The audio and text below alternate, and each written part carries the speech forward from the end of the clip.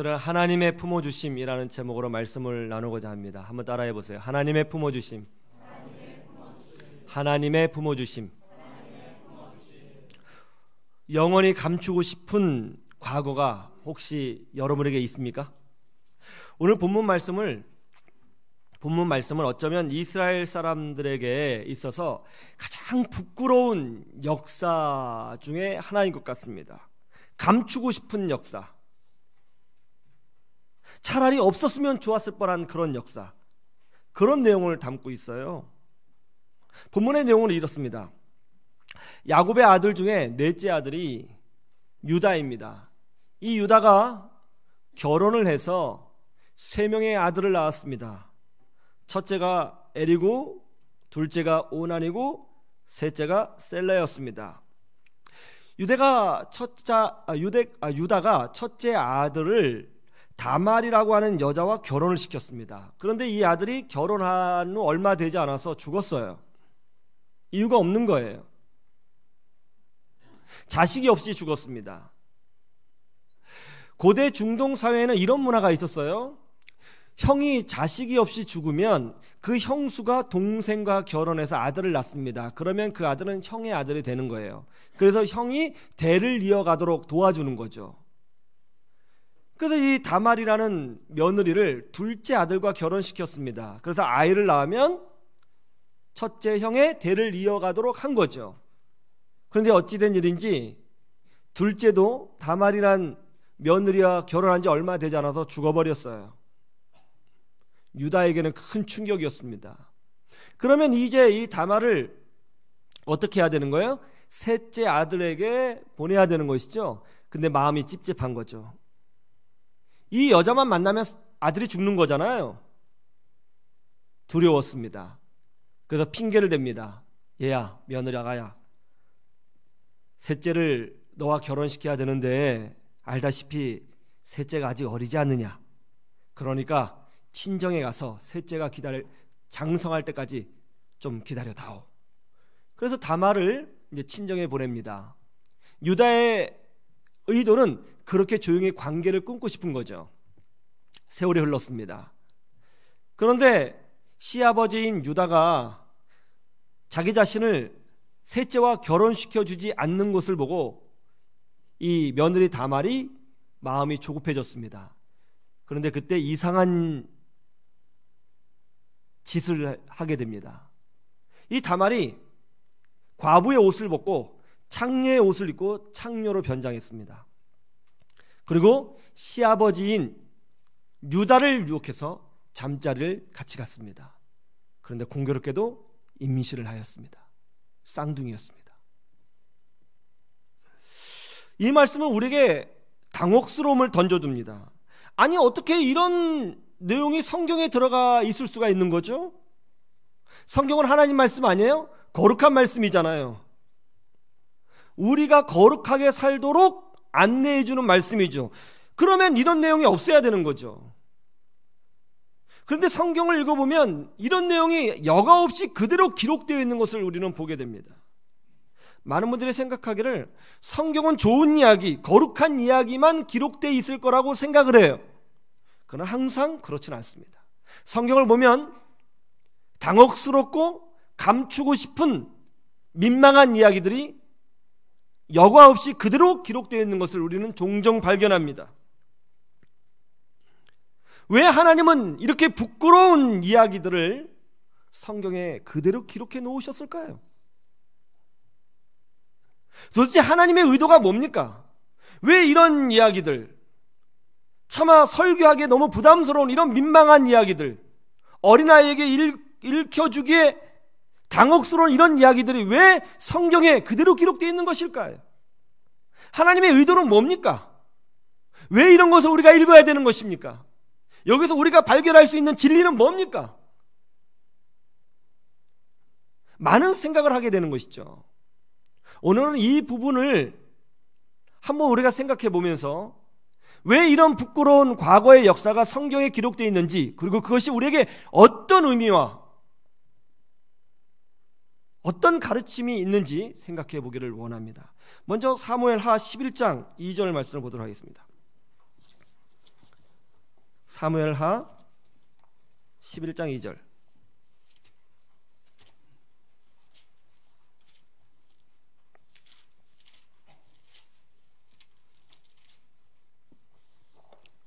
사무엘하 11장 2절에서 5절까지 말씀. 사무엘하 11장 2절에서 5절, 구약성경 478페이지. 우리 다 같이 합독합니다. 시작.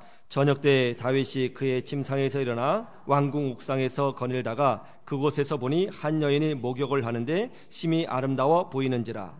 다윗이 사람을 보내 그 여인을 알아보게 하였더니 그가 아뢰되 그는 엘리암의 딸이요 햇사람 우리아의 아내 밧세바가 아니니까 하니, 다윗이 전령을 보내어 그 여자를 자기에게로 데려오게 하고 그 여자가 그 부정함을 깨끗하게 하였으므로 더불어 동침하매 그 여자가 자기 집으로 돌아가니라. 그 여인이 임신하매 사람을 보내 다윗에게 말하여 이르되 내가 임신하였나이다 하니라.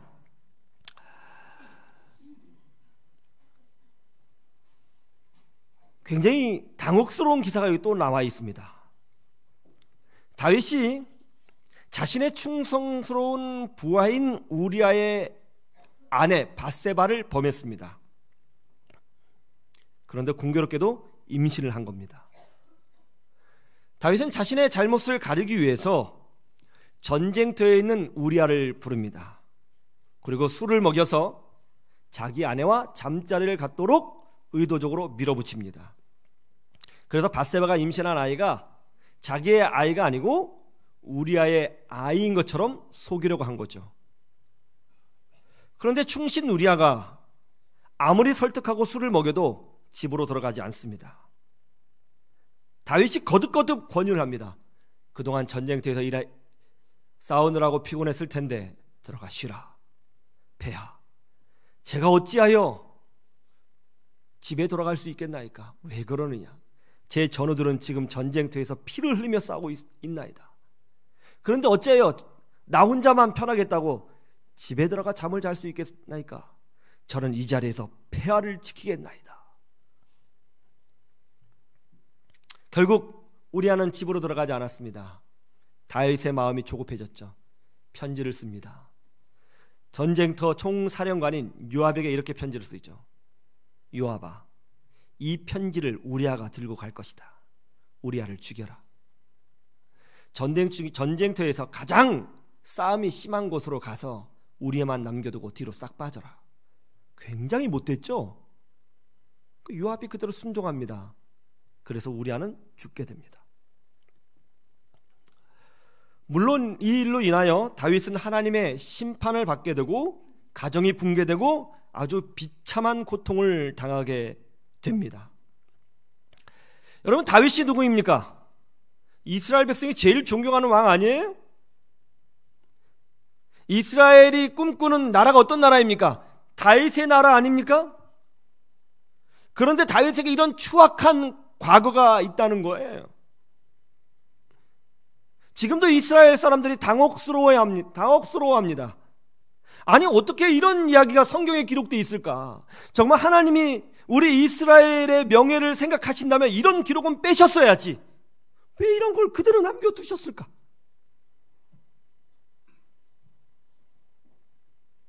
하나님은 이스라엘을 사랑하셨지만 이스라엘의 부끄러운 과거를 하나도 숨기지 않고 성경에 있는 그대로 다 기록하셨습니다. 왜 그렇게 하셨을까요? 하나님의 의도는 뭘까요? 하나님의 의도가 있습니다. 그것이 바로 마태복음에 나옵니다. 마태복음 1장을 보시죠. 마태복음 1장 1절에서 6절까지 보겠습니다. 마태복음 1장 1절에서 6절까지 우리 다 같이 합독합니다. 시작. 아브라함과 다윗의 자손 예수 그리스도의 계보라. 아브라함이 이삭을 낳고 이삭은 야곱을 낳고 야곱은 유다와 그 형제들을 낳고 유다는 다말에게서 베레스와 세라를 낳고 베레스는 헤브론을 낳고 헤스론은 람을 낳고 람은 아비나답을 낳고 아비나답은 나손을 낳고 나손은 살몬을 낳고 살몬은 라합에게서 보아스를 낳고 보아스는 룻에게서 오베스를 낳고 오베스는 이새를 낳고 이새는 다윗 왕을 낳으니라. 다윗은 우리아의 아내에게서 솔로몬을 낳고. 이거 보십시오. 이 재밌는 것이 뭐죠? 이스라엘 사람들이 가지고 싶었던 두 가지의 추악한 과거, 유다와 다말의 관계, 그리고 다윗과 솔로몬의 관계가 예수 그리스도의 족보, 예수 그리스도의 계보에 그대로 들어가 있다는 것이죠. 놀라운 거는 그냥 이렇게 할 수도 있거든요. 3절에 보면 유다는 베레스와 세라를 낳고, 이렇게 해도 되는데 의도적으로 족보에 여자 이름을 넣었어요. 유다는 누구에게서? 다말에게서. 이걸 보면 이스라엘 사람들은 굉장히 마음이 불편한 거죠. 의도적으로 넣은 거죠. 하나님이 유다는 다말에게서. 다윗도 마찬가지입니다. 그냥 다윗이 솔로몬을 낳았다 그러면 되는데 6절에 보니까 이새는 다윗 왕을 낳으니라. 다윗은 여기에 사람의 이름이 더 들어있죠. 우리아의 아내에게서 솔로몬을 낳고, 분명히 이스라엘 백성이 가리고 싶어 했던 추악한 역사들을 정확히 꼭꼭 집어가면서 예수님의 족보를 기록하고 있는 것이 보입니다. 이게 무슨 의미예요? 왜 이 부끄러운 두 역사가 예수님의 족보에 있는 거죠? 여기에 분명한 하나님의 의도가 있는 거예요. 그게 뭐예요? 예수 그리스도의 족보는, 예수 그리스도의 계보는 보통 사람이 생각하듯이 완벽하고 깨끗하고 거룩하고 흠이 없는 가운데 나온 것이 아니라는 거예요. 이것이 우리에게 주는 메시지가 뭡니까?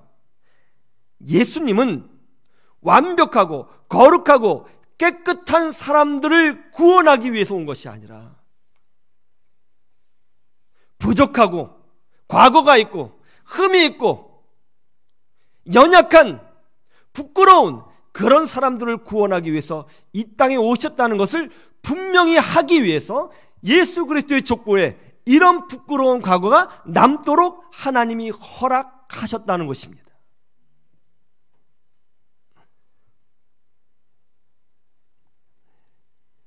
왜 하나님이 예수님의 족보에 이런 사람들을 연관시켜 놓으셨을까요? 예수님이 그런 사람들을 품기 위해서 오셨거든요. 이것을 하나님이 분명히 하고 싶으신 것입니다. 왜냐하면 사실은 우리 모두가 다 그렇거든요. 하나님을 떠난 모든 인간은 다 이런 오류가 있거든요. 다 이런 과거가 있거든요. 다 이런 부끄러운 모습이 있거든요. 너나가 없습니다. 저도 그렇고 여러분도 그렇고 다 그렇습니다. 하나님은 예수님을 보낼 때에 이미 우리를 품어주시기로 작정하신 것입니다. 이 부분이 마태복음 9장 이렇게 나오죠. 마태복음 9장을 보시죠. 9장 9절에서 13절.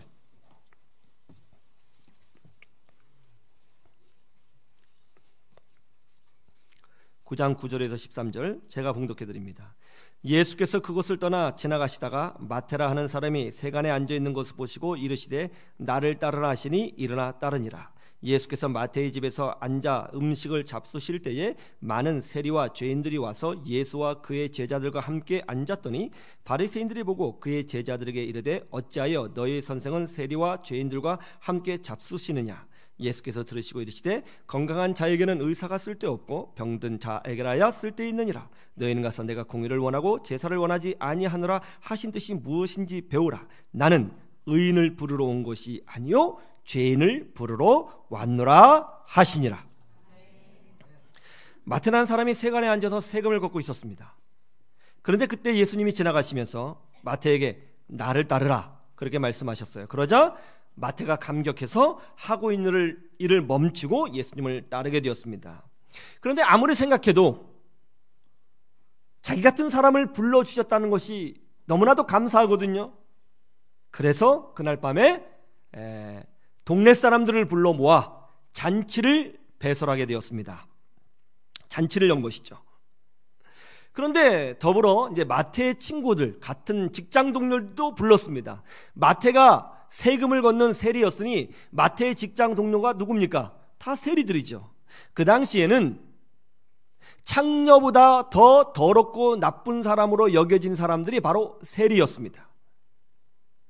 세리는 나라를 팔아먹는 존재요, 가난한 사람들을 등쳐먹는 존재요, 로마 정권에 빌붙어 사는 존재요, 하나님의 말씀을 어긴 사람들로 여겨졌습니다. 그래서 정통 유대인들은 세리를 매우 싫어했고 같이 자리에 앉는 것조차도 거부했던 것입니다.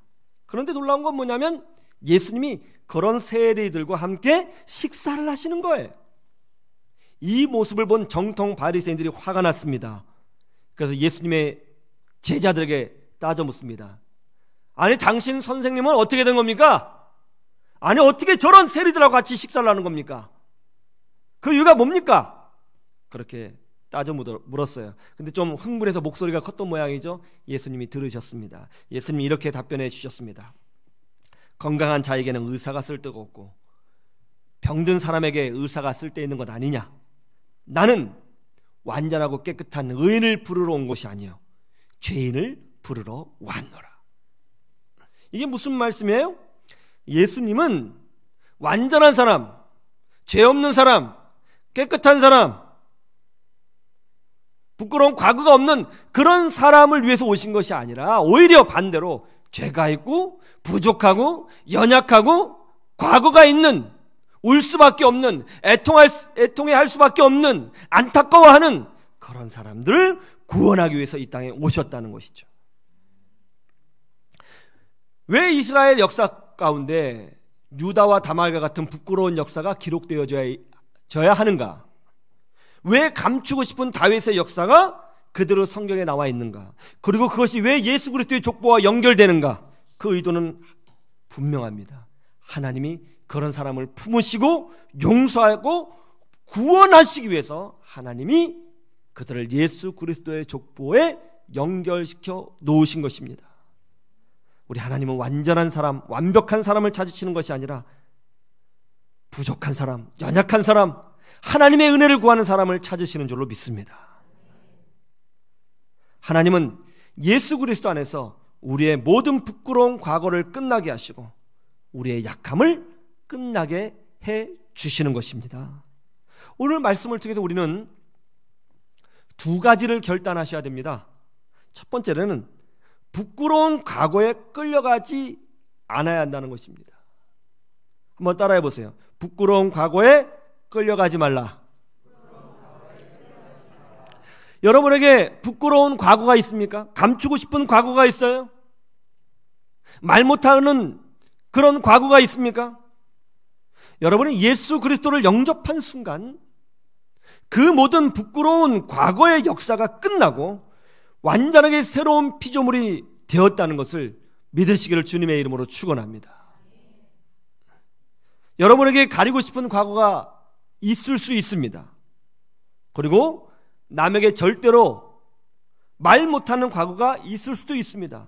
그런데 그 모든 것이 예수 그리스도 안에서 완전히 해결되었다는 것을 여러분 아셔야 합니다. 여기 보십시오. 유다의 그 부끄러운 과거, 다윗의 그 감추고 싶은 과거, 그 과거가 누구랑 연결되어 있습니까? 예수 그리스도랑 연결되어 있습니다. 예수님은 그 부끄러운 족보를 통해서 이 땅에 오셨고 십자가에서 죽으시고 부활하심으로 그런 자들을 품으시고 용서하시고 하나님 자녀 삼아 주신 것입니다.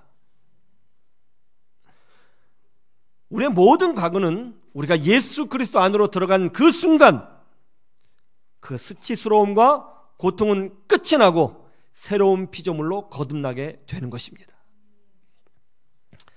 어느 목사님이 과거에 폭력배였습니다. 사람을 죽인 후에 감옥에서 생활하다가 그곳에서 예수님을 영접하고 그리스도인이 되었습니다. 자신의 삶이 후회스러웠습니다. 철저하게 회개했습니다. 완전히 다른 사람이 되겠다고 발버둥을 쳤습니다. 그리고 결단했습니다. 나와 같은 사람들에게 복음을 전해야겠다. 나와 같은 죄수들, 보통 사람들은 무서워서 쉽게 다가가지 못하는 그런 사람들에게 나는 할 수 있으니까 내가 복음을 전해야겠다 결단합니다. 그리고 그들에게 복음을 전하기 시작하다가 결국은 신학교에 들어가서 목회자가 되었습니다. 이분이 복음을 전하면서 자신의 간증을 이야기하니까 많은 사람들이 감동을 받죠. 은혜를 받죠. 하나님께 돌아오는 역사들이 일어났습니다. 그러다가 유명해져서 이제 여러 교회를 다니면서 집회를 인도하게 되었습니다. 그러나 어느 날 한 교회 가서 집회를 인도하고 예배를 마치고 내려오는데 어떤 여자분이 자기에게 오는 거예요. 딱 보니까 얼굴이 굉장히 낯익습니다. 근데 그 여자분이 와서 하는 말이, 김씨, 혹시 김씨 아니야? 김씨 전에 우리 집 외상값 떼먹고 도망갔었지. 그 사람 맞지? 그러더라는 거예요. 근데 그 여자분을 딱 만나는 순간 심장이 쿵 떨어지는 느낌이었다는 거예요. 그러면서 말을 더듬기 시작했습니다. 영적 침체를 경험했어요. 우울증에 빠졌습니다. 다시 목회를 못할 것 같았습니다. 일어날 힘이 없는 거예요. 집에서 기도해도 마음이 편하지 않아요. 발버둥 쳐도 마음이 편하지 않아요. 이 문제로 한참을 고민하던 목사님이 어느 날 말씀을 계속 읽는데 한 말씀이 자기 심령에 큰 위로가 되고 확신이 되는 거예요. 그 말씀은 고린도후서 5장 17절 말씀이었습니다. 그런즉 누구든지 그리스도 안에 있으면 새로운 피조물이라. 이전 것은 지나갔으니 보라 새 것이 되었도다. 마음속에서 아멘하고 외치는데요, 눈물이 막 쏟아지는 거예요. 한참 울고 났는데 영적인 자유가 느껴지면서 말도 아주 그냥 말더듬도 사라지고 완전히 치유되어 하나님의 일을 온전히 감당할 수 있게 되었다는 것입니다. 예, 우리는 예수 그리스도 안에서 완전히 새로운 피조물이라는 것을 믿으시기를 주님의 이름으로 축원합니다. 여러분의 과거가 여러분을 붙잡지 못합니다. 여러분의 부끄러운 과거가 여러분을 흔들지 못합니다. 예수 그리스도 안에서 우리는 새로운 피조물이라는 것을 믿으시기를 주님의 이름으로 축원합니다. 두 번째, 우리가 깨달아야 될 것이 있습니다. 그게 뭡니까? 완벽주의에 끌려가지 말아야 된다는 것입니다. 한번 따라해 보세요. 완벽주의에 끌려가지 말라. 많은 그리스도인들이 자신이 완벽하게 온전하게 신앙생활하지 못하는 것에 대하여 좌절하고 힘들어하고 있습니다. 물론 우리는 가능한 완벽하게 신앙생활하려고 노력해야죠. 경건하게 살아야 되고요, 기도해야 되고요, 말씀 중심으로 살아야 되고요, 주일 성수해야 되고요, 성도의 의무를 다해야 됩니다. 그래야 신앙이 성장되죠. 그것이 올바른 길입니다. 그런데 때로는 우리가 그런 기준에, 자기가 생각한 어떤 신앙적 기준에 도달하지 못했을 때에 낙심하고 절망하고 포기하고 무너지는 사람들이 종종 있다는 거예요.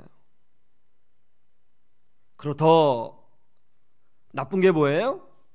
그런 생각을 하게 되면 이런 생각도 하게 되는 거예요. 아유, 내가 이렇게 신앙생활 하는데 하나님 나 축복해 주시겠어? 내가 그렇지 내가 있겠어? 그렇게 생각한다는 거죠. 그러면서 하나님과의 관계를 끊어버리려고. 여러분, 우리가 하나님 앞에서 완벽하게 신앙생활 할 수 있어요? 우리가 하나님 앞에서 온전히 흠이 없이 살 수 있습니까? 여러분, 우리가 완벽해서 하나님이 우리를 택하시고 우리를 자녀 삼아 주신 겁니까? 그렇지 않죠. 우리에게 흠이 있고 부끄럽고 연약하고 예수님이 필요하기 때문에 하나님이 우리에게 예수님을 보내주신 거예요. 예수님이 필요한 존재입니다. 우리는. 여러분, 예수님이 필요하지 않아요? 우리는 모든 일에 생각과 말과 행동과 삶의 모든 부분에서 예수님이 필요한 존재예요. 그래서 예수님을 보내주신 거예요. 우리는 완벽주의 신앙생활을 추구하는 사람이 아니고 우리는 하나님의 은혜를 구하는 사람인 것입니다. 여러분, 이거 하셔야 돼요. 우리는 은혜 붙들고 일어나는 사람이에요. 할렐루야. 예전에 제가 거리에서 전도를 한 적이 있습니다. 그때 한 40대 남성을 만났는데요, 열심히 전도를 했더니 그분이 저한테 그러는 거예요. 아유, 목사님, 저 교회 가고 싶은데요, 아직 술, 담배를 못 끊어서 못 갈 것 같아요. 여러분, 완벽해서 교회 오는 거 아니에요. 술, 담배 끊고 거룩하게 살고 성경 십독하고 아니 백독하고 진리 깨달아도 교회 옵니까? 그렇지 않아요. 술, 담배 하기 때문에 교회 오는 거예요. 죄가 있기 때문에 교회에 오는 거예요. 문제가 있기 때문에 교회에 와야 되는 거예요. 연약하기 때문에 교회에 와야 되는 거예요. 흔들리고 있기 때문에 교회에 와야 되는 거예요. 교회에서 말씀 듣고 예수님을 영접하고 성령 받아 변화되는 줄로 믿습니다. 어떤 누가 완벽해서 신앙생활 합니까? 여러분, 우리는 우리 자신에 대해서 좀 너그러워야 돼요. 그리고 타인에 대해서도 좀 너그러워야 돼요. 세계적인 복음성가 가수 레나 마리아 아시죠? 제가 이번 찬양을 들었는데요, 너무너무 아름다워요. 어떻게 사람의 목소리가 이렇게 아름다울까? 여러분 나중에 한번 유튜브에서 레나 마리아 쳐서 한번 찬양을 들어보세요. 너무너무 아름다워요. 특별히 Amazing Grace, 나 같은 죄인 살리신 이 찬양은요, 제일 잘 부르는 것 같아요. 근데 이 레나 마리아 이 자매는요, 두 팔이 없이 태어났습니다. 그리고 한쪽 다리가 현작의 짧은 장애를 가지고 태어났어요. 그러니까 중증 장애를 가지고 태어난 거죠. 레나 마리아가 태어났을 때에 의사하고 간호사가 너무 놀래가지고 왁 소리를 질렀다는 거예요. 그리고 아이를 엄마에게 보여주지 않았습니다. 이제 레나 마리아의 엄마가 분만실에서 나올 때 의사에게 아이를 찾았대요. 우리 아이 어디 있어요? 젖을 먹이고 싶어요. 아이를 보여주세요. 그때 의사가 이 산모가 충격을 받을 것을 대비해서 미리 말을 해줬어요.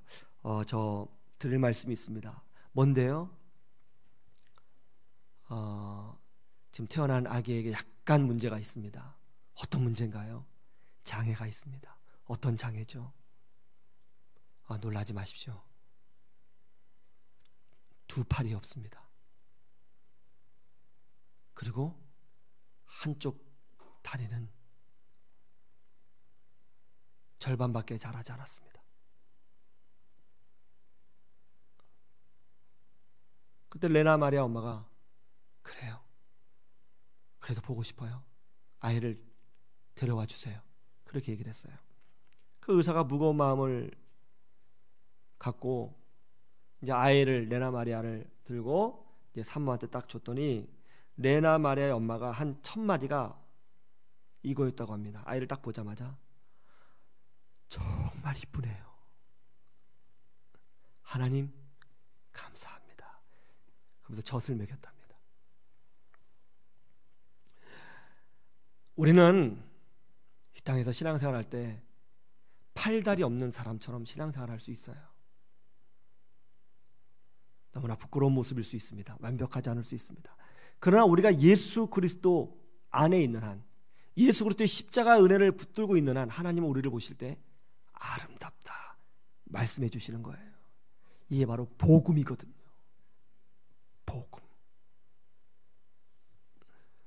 여러분, 부끄러운 과거가 있습니까? 여러분 마음에 여유가 없습니까? 예수 그리스도 안에서 우리는 새로운 피조물이 되는 것입니다. 예수님 그 일을 위해서 오셨습니다. 긍정적인 믿음을 가지시고 믿음으로 전진하십시오. 감사하십시오. 기뻐하십시오. 항상 기도하십시오. 이 믿음으로 승리하시기를 주님의 이름으로 축원합니다. 축원합니다.